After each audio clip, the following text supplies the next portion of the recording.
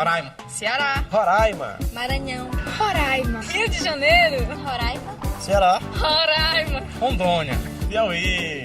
Brasília. Mato Grosso do Sul. Roraima. São Paulo. Goiânia. Rio de Janeiro. Constituído por várias raças e paisagens, cercado por lendas e mistérios, o estado de Roraima possui um relevo singular, que vai desde a floresta amazônica, passando pelos lavrados, até atingir o Planalto de Pacaraima, na fronteira com a Venezuela e a República Cooperativista da Guiana. A partir de hoje, você é nosso convidado para conhecer um pouco mais sobre a história, a cultura e os atrativos naturais da terra de Macunaíma. O programa Canaimé está no ar.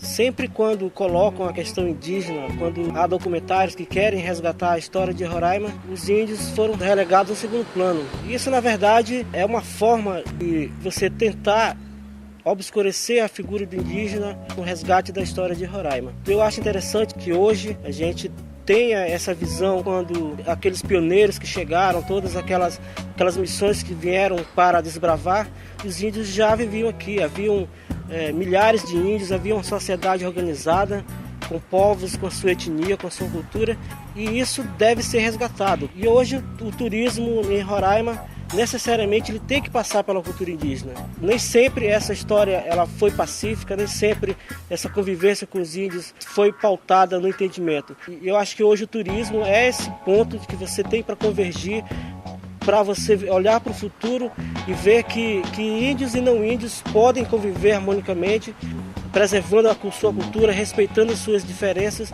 e desenvolvendo essa terra. O futuro de Roraima é o turismo, o futuro de Roraima é as suas riquezas e os povos indígenas têm a contribuir. Os índios têm condições, têm competência e têm instrumentos para desenvolver essa terra através do turismo. Hoje o que falta em Roraima são programas direcionados ao turismo, que resgate todos esses valores e que mostrem a história como ela é. Eu acredito que esse programa que vocês vão levando ao ar pode dar essa contribuição importante, que é colocar toda a história como ela ocorreu, colocar todas as visões e principalmente resgatar a nossa história, a nossa cultura. Por também a visão do índio que já estava aqui, do índio que tinha sua sociedade, que mantém sua cultura até hoje, que quer persistir também, que quer contribuir para o desenvolvimento do Estado. Mais de um século após a descoberta do Brasil pelo navegador Pedro Álvares Cabral, a coroa portuguesa, desrespeitando o acordo firmado com os espanhóis no Tratado de Tordesilhas, construiu a sua primeira base na região amazônica.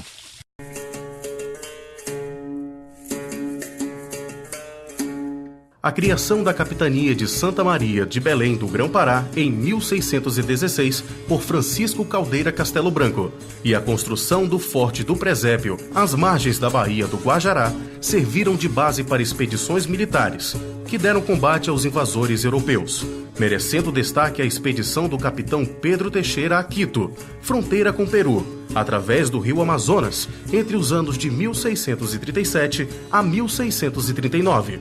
E no seu retorno, subindo pelo Rio Negro, avistou um rio de águas claras, batizando-o de branco, sem, contudo, desbravá-lo. O rio é esse surubim, tá aí, a linha fina e ele vinha aqui, ia lá e eu aqui, tintinhando. Segundo historiadores, na tentativa de encontrar a cidade perdida de Manoa e o lendário Eldorado, que acreditavam ser um lago repleto de ouro e pedras preciosas. Tropas holandesas, francesas, inglesas e espanholas aventuravam-se em expedições pelo território do Rio Branco, capturando índios para servir de mão de obra escrava, coletando especiarias, conhecidas como drogas do sertão.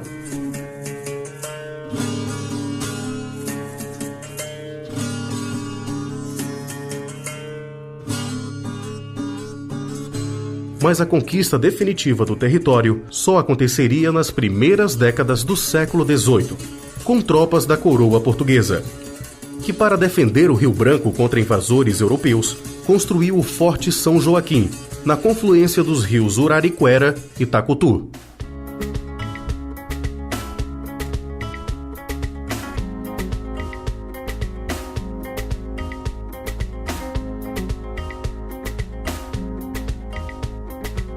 Em 2002, nós fizemos um curso de capacitação de guia turista no Iramutã, para a gente apresentar e mostrar nossas belezas exuberantes que tem naquela área.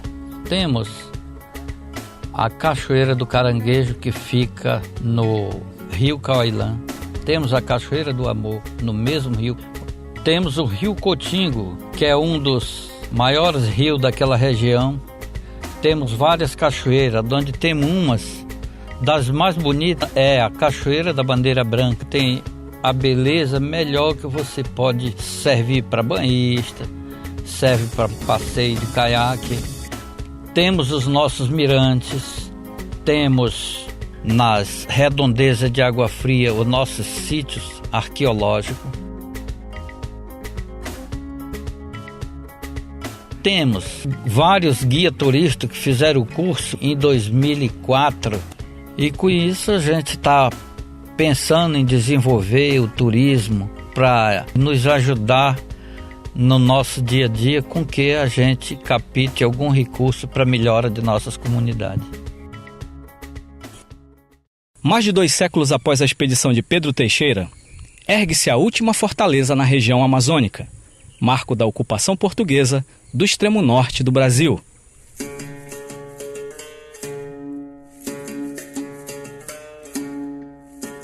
Com a construção do Forte São Joaquim, a partir do ano de 1775, era necessário ocupar a região para garantir a resistência contra os invasores europeus. E assim, usando de estratégia militar, os portugueses iniciaram a formação de aldeamentos. Com a colaboração de missionários carmelitas e alguns líderes indígenas, denominados pelo alto comando como principais, que tinham como função atrair os outros indígenas para povoar as colônias, com a promessa de ajudas significativas. Entretanto, a convivência entre os colonizadores portugueses e os indígenas culminou em uma revolta, desencadeada por fatores como desrespeito aos costumes e tradições, excesso de trabalho, falta de pagamento, sucessivas quebras de acordos firmados, opressão e, principalmente, pelo temor à escravidão, motivo pelo qual iniciou-se um levante, em meados de 1780, dispersando e destruindo quase todos os aldeamentos.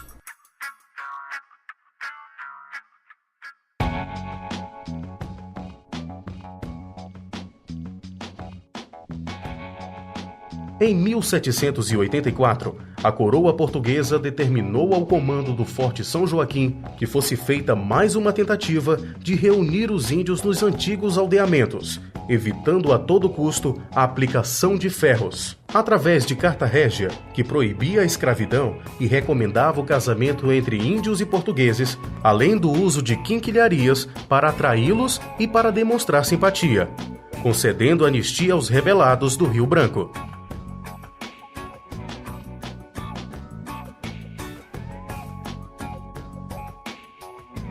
Em 1787, a Comissão Portuguesa de Delimitação de Fronteiras, liderada pelo coronel Manuel da Gama Lobo da Almada, explorou toda a extensão do Rio Branco, chegando em seus 2 extremos.